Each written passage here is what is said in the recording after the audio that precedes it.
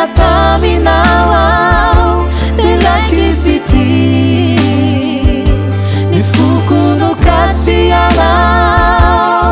resinao babunao hanao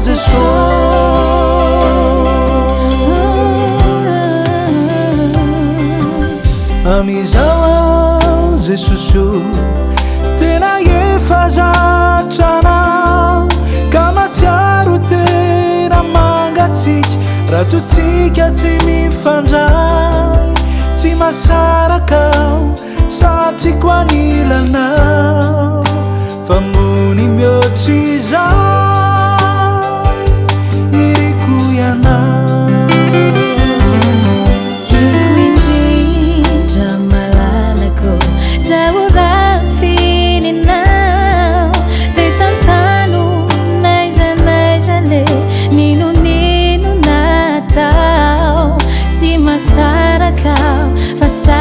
Kwanilanao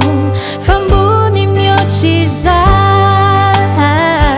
irikuyanao nifane na taminao telakipiti nifuku no kasianao resinao babunao hanao jesu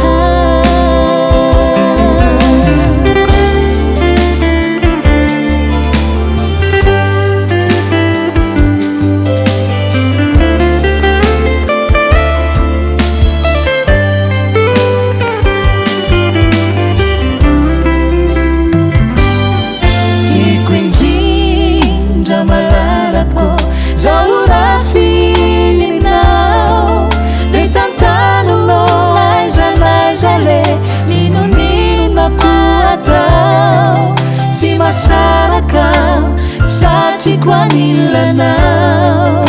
fa mony mihoatry izay iriko ianao nifanena taminao telakipiti ni fuku no kasianao resinao